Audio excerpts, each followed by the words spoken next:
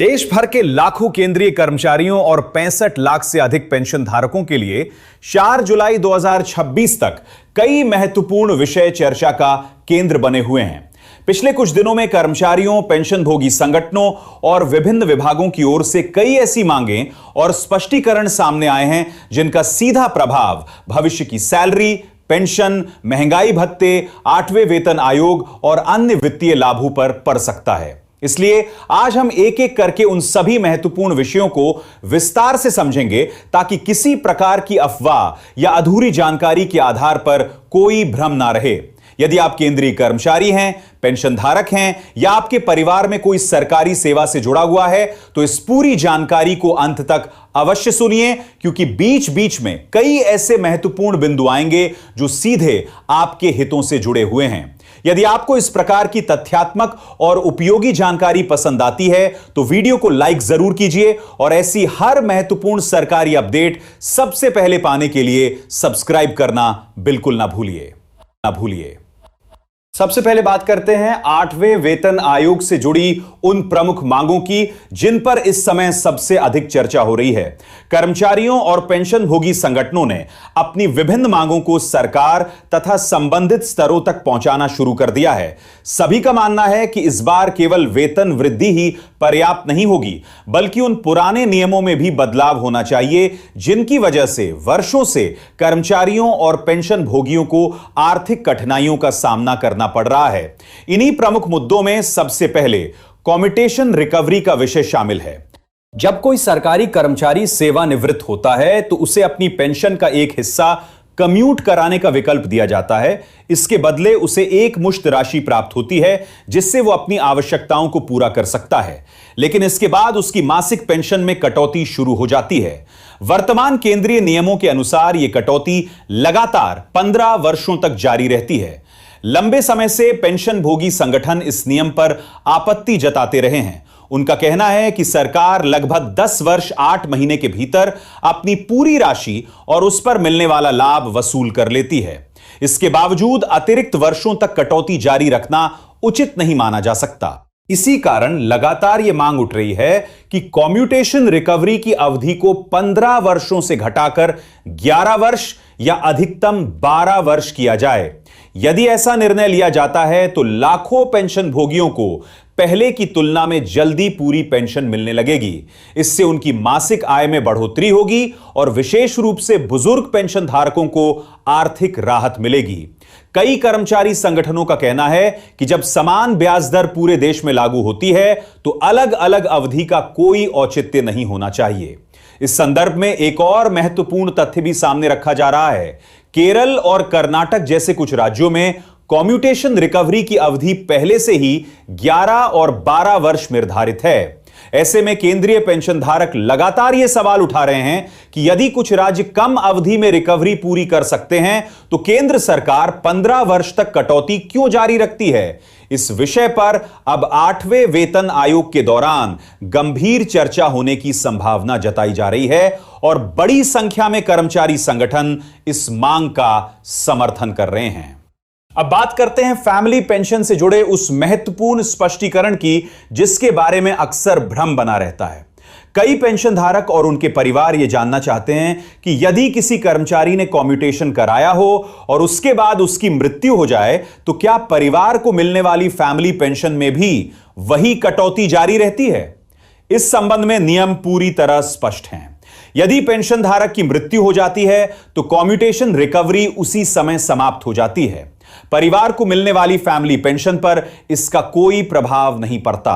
परिवार के सदस्य को कम्यूटेशन की शेष राशि वापस करने की आवश्यकता नहीं होती और ना ही उसकी फैमिली पेंशन में किसी प्रकार की कटौती की जाती है।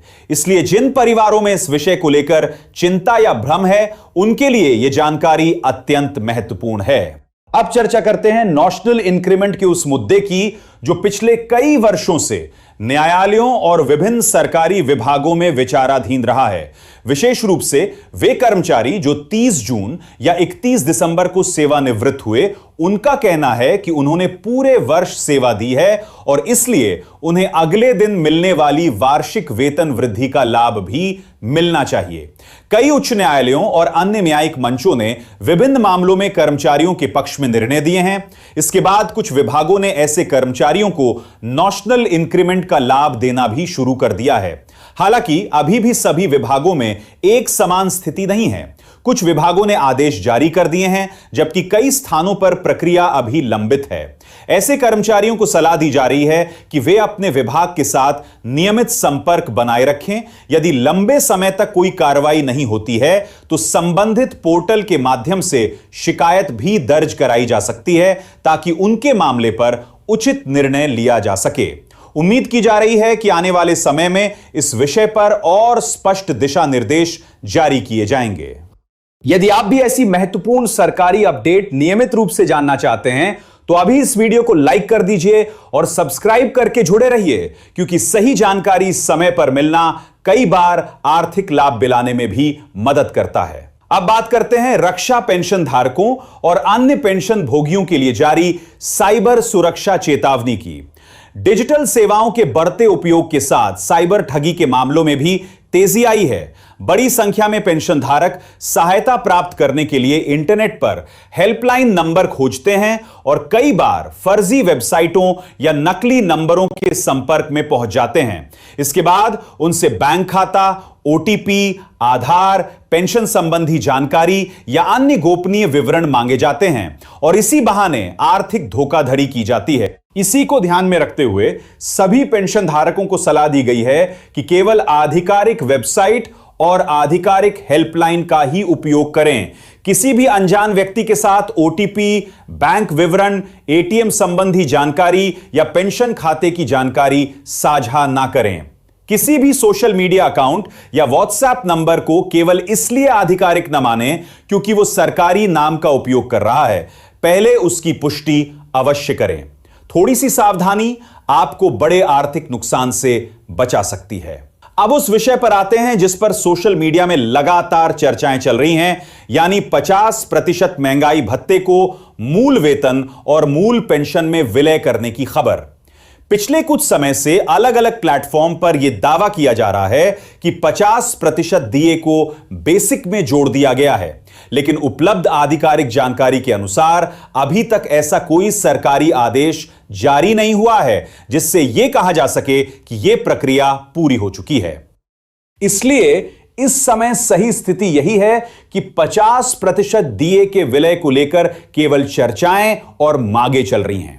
आधिकारिक आदेश आने तक किसी भी प्रकार की वायरल पोस्ट या अपुष्ट दावों पर भरोसा नहीं करना चाहिए। कर्मचारियों और पेंशन धारकों के लिए सबसे सुरक्षित तरीका यही है कि वे केवल सरकारी अधिसूचना या अधिकृत आदेश के आधार पर ही किसी निष्कर्ष पर पहुंचें। अब चर्चा करते हैं 8वें वेतन आयोग से पहले अंतरिम राहत की मांग की। महंगाई लगातार बढ़ रही है और कर्मचारी संगठनों का कहना है कि 8वें वेतन आयोग की अंतिम सिफारिशें लागू होने में अभी समय लग सकता है। ऐसे में कर्मचारियों और पेंशन धारकों को तत्काल राहत देने के लिए अंतरिम व्यवस्था की जानी चाहिए। विभिन्न संगठनों ने सुझाव दिया है कि सरकार चाहे तो अंतरिम राहत के रूप में कुछ विकल्पों पर विचार कर सकती है। पहला विकल्प यह माना जा रहा है कि महंगाई भत्ते के एक निश्चित हिस्से को मूल वेतन में समायोजित किया जाए। दूसरा विकल्प यह है कि कर्मचारियों और पेंशन धारकों को 5%, 7% या 10% तक अस्थायी वित्तीय राहत दी जाए, जिसे बाद में 8वें वेतन आयोग की सिफारिशें लागू होने पर समायोजित किया जा सके। हालांकि अभी तक इस संबंध में कोई अंतिम सरकारी निर्णय सामने नहीं आया है, लेकिन कर्मचारी संगठनों की ओर से यह मांग लगातार उठाई जा रही है कि महंगाई के वर्तमान स्तर को देखते हुए अंतरिम राहत आवश्यक है। अब सबसे अधिक प्रतीक्षित विषय यानी जुलाई 2026 से महंगाई भत्ता और महंगाई राहत में संभावित वृद्धि पर चर्चा करते हैं। प्रत्येक वर्ष केंद्र सरकार 2 बार महंगाई भत्ते और महंगाई राहत में संशोधन करती है ताकि कर्मचारियों और पेंशनधारकों की क्रय शक्ति महंगाई के अनुरूप बनी रहे।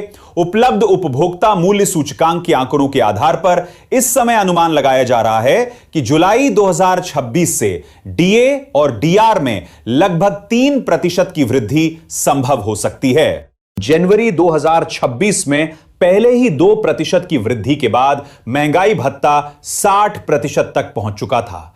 अब जनवरी से मई 2026 तक उपलब्ध आंकड़ों के आधार पर अनुमान लगाया जा रहा है कि कुल दर लगभग 63% के आसपास पहुंच सकती है। जून 2026 के अंतिम आंकड़े आने के बाद ही वास्तविक स्थिति पूरी तरह स्पष्ट होगी। कुछ लोगों द्वारा 5% वृद्धि की बातें भी कही जा रही हैं, लेकिन उपलब्ध आंकड़ों के आधार पर 3% वृद्धि की संभावना अधिक मानी जा रही है। अंतिम निर्णय सरकार द्वारा आधिकारिक घोषणा के बाद ही माना जाएगा। यह भी ध्यान रखने योग्य है कि महंगाई भत्ता पूरी तरह उपभोक्ता मूल्य सूचकांक के आधार पर निर्धारित किया जाता है, इसलिए अंतिम आंकड़े आने तक किसी भी निश्चित प्रतिशत की पुष्टि नहीं की जा सकती। कर्मचारियों और पेंशनधारकों को आधिकारिक आदेश का इंतजार करना चाहिए। यदि आप चाहते हैं कि ऐसी हर वित्तीय और पेंशन संबंधी जानकारी बिना किसी अफवाह के समय पर मिलती रहे, तो वीडियो को पसंद कीजिए और सब्सक्राइब करना बिल्कुल ना भूलिए। आपके एक सब्सक्राइब से आगे भी इसी तरह की प्रामाणिक जानकारी लगातार पहुंचती रहेगी। अब 8वें वेतन आयोग के सामने रखी गई अन्य प्रमुख मांगों पर भी विस्तार से बात कर लेते हैं। सबसे पहले मांग यह है कि पेंशन को आयकर से पूरी तरह मुक्त किया जाए ताकि वरिष्ठ नागरिकों पर अतिरिक्त आर्थिक बोझ कम हो सके। दूसरी महत्वपूर्ण मांग कम्यूटेशन रिकवरी अवधि को घटाने की है, जिस पर हम पहले विस्तार से चर्चा कर चुके हैं। तीसरी बड़ी मांग यह है कि पेंशन की गणना अंतिम प्राप्त वेतन के 50% के बजाय लगभग 67% के आधार पर की जाए ताकि सेवानिवृत्ति के बाद कर्मचारियों की आय में अत्यधिक गिरावट ना आए। इसके साथ ही यह भी मांग रखी गई है कि मूल पेंशन में अतिरिक्त बढ़ोतरी की जाए ताकि लगातार बढ़ती महंगाई के बीच वरिष्ठ नागरिक सम्मानजनक जीवन जी सकें। कुछ कर्मचारी संगठनों ने महंगाई भत्ते की गणना के वर्तमान फार्मूले में भी बदलाव की मांग की है। उनका कहना है कि यदि गणना प्रणाली में सुधार किया जाए तो कर्मचारियों और पेंशन धारकों को वास्तविक महंगाई के अनुरूप अधिक प्रभावी राहत मिल सकेगी। हालांकि यह स्पष्ट रूप से समझना आवश्यक है कि ये सभी मांगे विभिन्न कर्मचारी और पेंशन भोगी संगठनों द्वारा रखी गई हैं।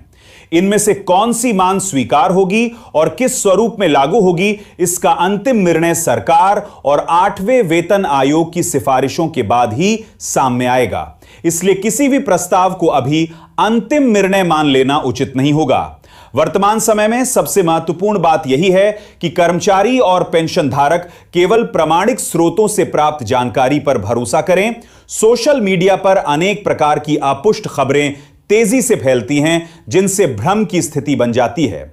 चाहे मामला डीए बढ़ोतरी का हो, डीए मर्जर का हो, अंतरिम राहत का हो या 8वें वेतन आयोग की सिफारिशों का, हर विषय पर अंतिम और मान्य जानकारी वही होगी जो सरकार की आधिकारिक अधिसूचना या संबंधित मंत्रालय के आदेश के माध्यम से जारी की जाएगी। उम्मीद है कि आने वाले महीनों में 8वें वेतन आयोग से संबंधित कई महत्वपूर्ण प्रक्रियाएं आगे बढ़ेंगी और कर्मचारियों तथा पेंशन धारकों की प्रमुख मांगों पर भी गंभीर विचार किया जाएगा।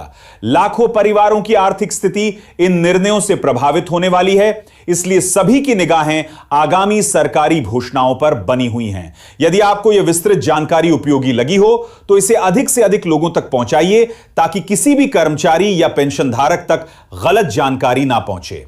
वीडियो को लाइक करना ना भूलिए। अपने परिचित कर्मचारियों और पेंशन भोगियों के साथ इसे साझा कीजिए और भविष्य में आने वाली हर महत्वपूर्ण सरकारी अपडेट सबसे पहले पाने के लिए सब्सक्राइब करके जुड़े रहिए। आगे भी जब भी वेतन, पेंशन, महंगाई भत्ता, 8वें वेतन आयोग, एरियर या किसी अन्य सरकारी फैसले से जुड़ी नई और महत्वपूर्ण जानकारी सामने आएगी, उसे विस्तार और तथ्यों के साथ आपके सामने प्रस्तुत किया जाएगा।